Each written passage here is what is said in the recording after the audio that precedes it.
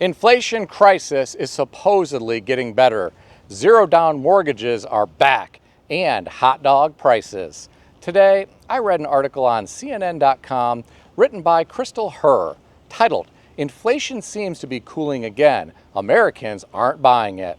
Now, I want all of you to understand that I look for interesting news to report about each day. So, all of you CNN haters, hold on for just a moment. I'm going to share my opinion about what this author had to say. According to the author, recent economic data has suggested that inflation is cooling.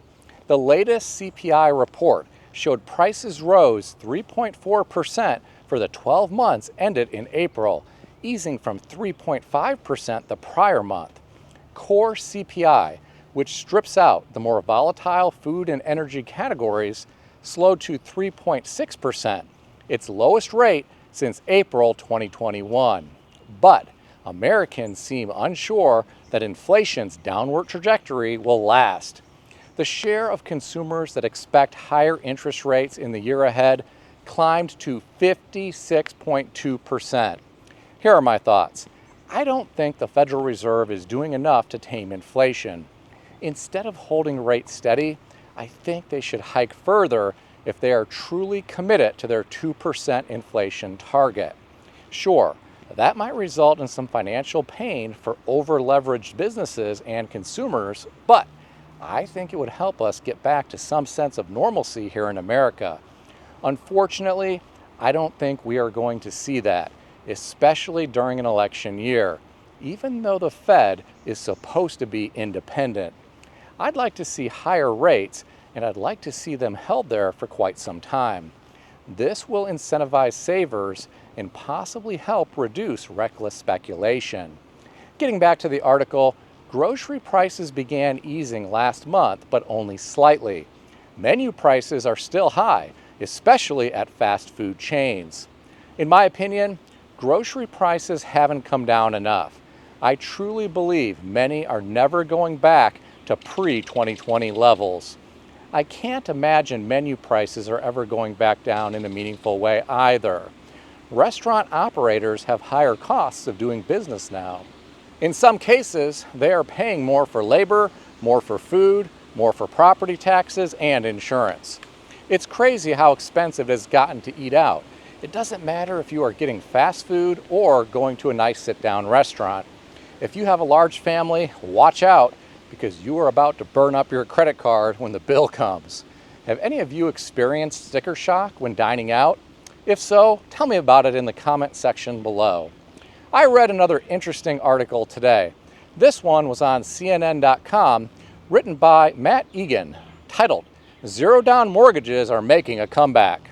According to the author, a new 0% down mortgage program was launched 2 weeks ago by United Wholesale Mortgage. The author said for some, it's bringing back bad memories of the subprime mortgage meltdown that fueled the 2008 financial crisis. In my opinion, there is a big difference between now and what was going on before 2008. Home prices now are much higher. In fact, many are priced at insane levels. Some people are basically buying overpriced junk and they don't seem to care. Look at how some homes were built back in the 1940s and 1950s. Brick all the way around, solid wood floors, solid wood cabinets, concrete driveways, solid wood framing, plaster walls, and you often got a nice piece of land with the home. Consider what people are settling for today. Many production builders might give you a small amount of brick on the front, and then you get vinyl siding or some other inferior siding on the other three sides. Instead of solid wood floors, you get luxury vinyl, and probably in the color gray. Instead of solid wood cabinets with dovetail joint construction, you get pressboard with staple joints. Instead of concrete driveways, you get asphalt that will need to be resealed regularly. Instead of a basement or crawl space with a floor above it that was constructed from solid wood framing, you now get a concrete slab. If your city code isn't specific, you might not even get 16-inch on center wall framing. Instead of plaster walls and ceilings, you get drywall, and don't count on it being well finished. Also, expect to get a lot of nail pops after your first-year warranty period expires. Forget about a nice piece of land. Many homes now are built so close together that you can reach out both arms and touch your neighbors. But hey, now you can finance one of these overpriced new homes with a zero-down mortgage. Here's how the program works. You pay 97% of the home's value with a first mortgage and then provide the remaining 3% up to $15,000 in the form of a second mortgage.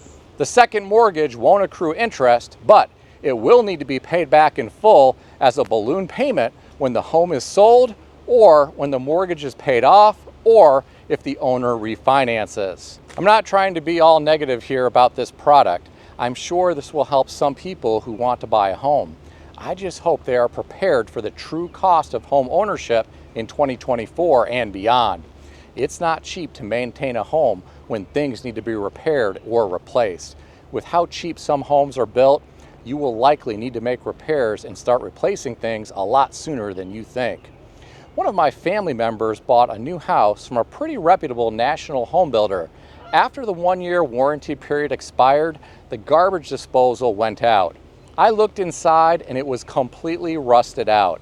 It was the cheapest builder-grade piece of junk that I have ever seen. I ordered her a top-of-the-line in-sync aerator model with stainless steel construction, a high horsepower rating, and plenty of insulation to cut down on noise. The new unit is going to last a very long time. It's just sad to me what these builders are getting away with these days. In terms of the zero-down mortgages, there are other zero-down mortgage products that have been available for a long time. For veterans, there are zero-down VA loans. For people in rural areas, there are zero-down USDA loans. I just have to wonder how these new zero-down mortgages are going to work out in the long term. What do you think? Share your thoughts in the comment section below. Now I have some good news to report. I read an article today on CNN.com written by Nathaniel Meyerson titled, "Costco's $1.50 hot dog price is safe."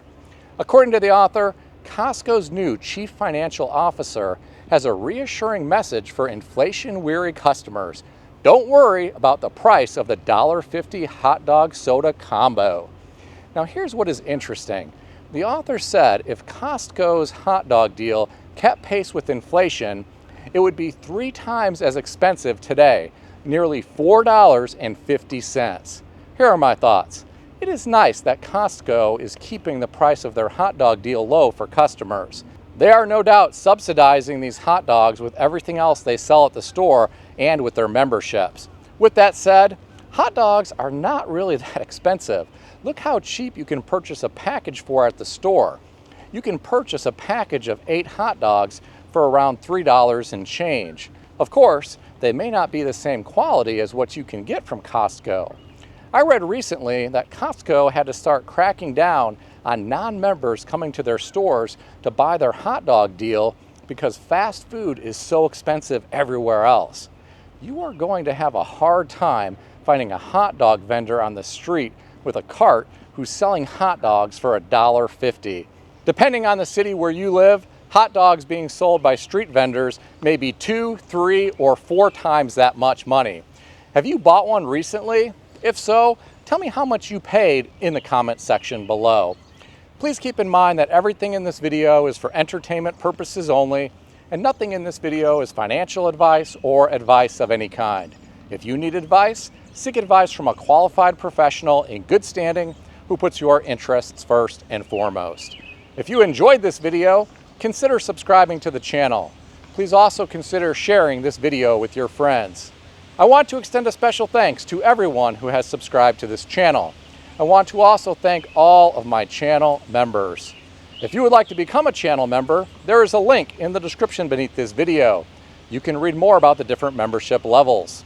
Please also check out some of the great books that I suggest you consider reading in the description below. I've included Amazon affiliate links to these books. As an Amazon associate, I earn from qualifying purchases. Stay healthy and wealthy. I'll see everyone in the next video. There's a commenter here on the channel who loves to regularly point out this particular tree. So I decided to stop and show this to everybody.